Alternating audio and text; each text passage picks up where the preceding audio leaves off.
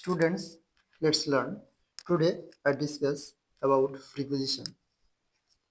First of all, we should learn what is preposition. Preposition is a word or a group of words used before a noun, pronoun, or noun phrase to direction, time, place, location, spatial, relationship, or to introduce an object. Free position, free অর্থাৎ আগে বা before, position অর্থাৎ অবস্থান, আগে অবস্থান অর্থাৎ এই ওয়ার্ডটি দিয়ে আমরা বুঝতে পারি যে তার অবস্থানটা কোথায়, নাউন বা প্রনাউনের অবস্থানটা কোথায়। ঠিক আছে, এই ছবির মধ্যে দিয়ে আজকে আলোচনা করব ফ্রি পজিশন। ইন, ইন মানে ভেতরে, পিকচারের মধ্যে দেওয়া আছে এই ভেতরে যেটা থাকবে সেটা হলো ইন।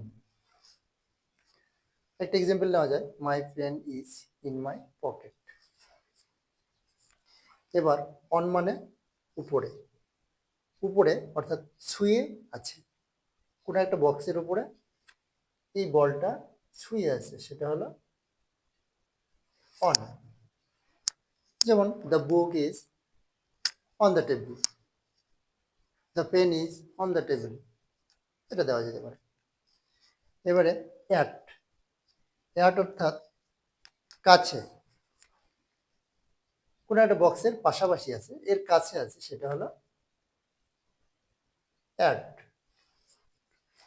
যেমনটা দেওয়া যেতে পারে example, the beggar is standing at the door, ভিখারিটি দরজার পাশে বা কাছে দাঁড়িয়ে আছে। অ্যাবভ, অ্যাবভ মানে উপরে ছুঁয়ে নেই, অর্থাৎ এই বক্সটার উপরে, এই বক্সটার উপরে এই বলটা ছুঁয়ে নেই, উপরে আছে, সেটা টাচ করে নেই এর সাথে।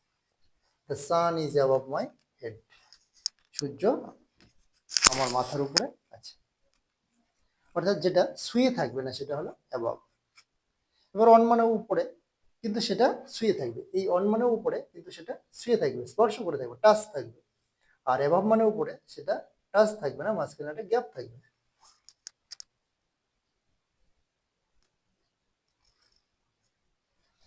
এবার আসি বিটুইন, বিটুইন মানে মধ্যে, অর্থাৎ কোনো দুটি বস্তুর মাঝখানে যদি থাকে, দুটি বস্তুর মধ্যে যদি থাকে, সেটা হলো বিটুইন। বিটুইনের মানে হলো দুজনের মধ্যে বা দুটি বস্তুর মধ্যে, এই দুটি শেড আছে তার মধ্যে আমরা যদি বলটাকে রাখি, সেটা হলো between.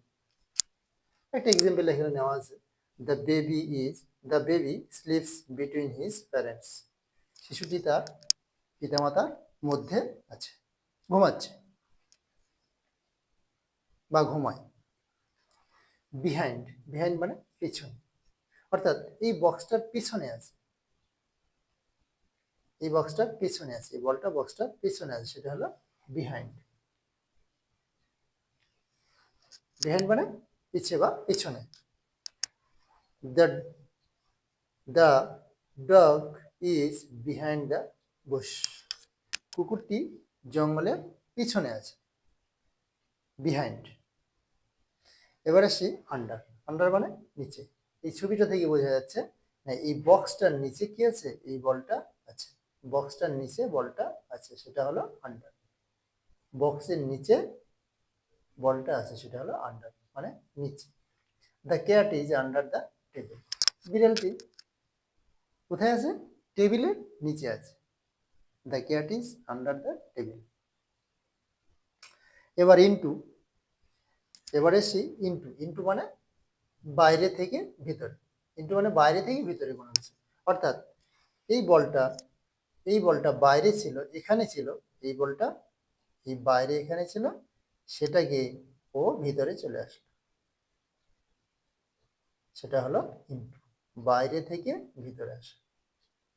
The frog jumped into the pond, এক্সাম্পলটা দেওয়া আছে, the frog jumped into the pond, ফ্রগটা কোথা থেকে আসলো, লাফালো, যে বাইরে থেকে, অর্থাৎ ও জলের উপরে ছিল, সেখান থেকে পুকুরের মধ্যে লাফালো।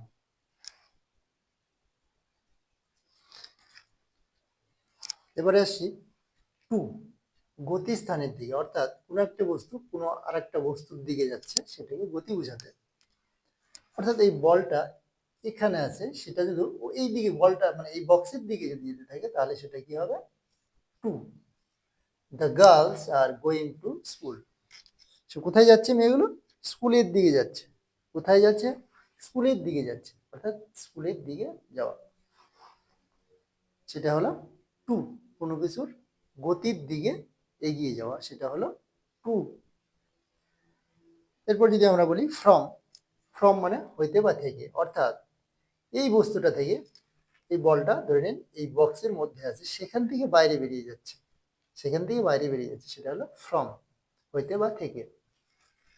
অর্থাৎ এই বক্সের ভিতরে যদি বলটা থাকে, সেই বলটা বাইরে বেরিয়ে যাচ্ছে, সেটা হবে কি? সেটা হবে ফ্রম।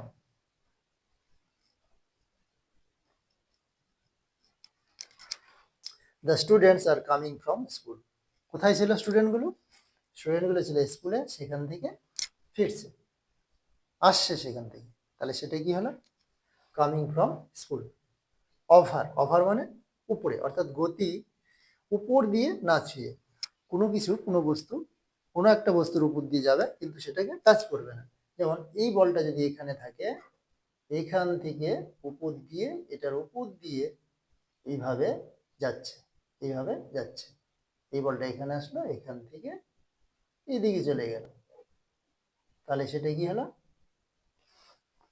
ওভার।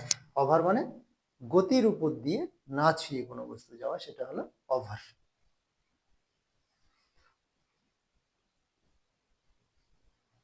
ভিডিওটি যদি ভালো লেগে থাকে অবশ্যই লাইক ও সাবস্ক্রাইব করে রাখবেন। দেখা হবে পরের কোনো নতুন ভিডিওতে। Thank you for watching, dear Subrata, from dear Subrata sir.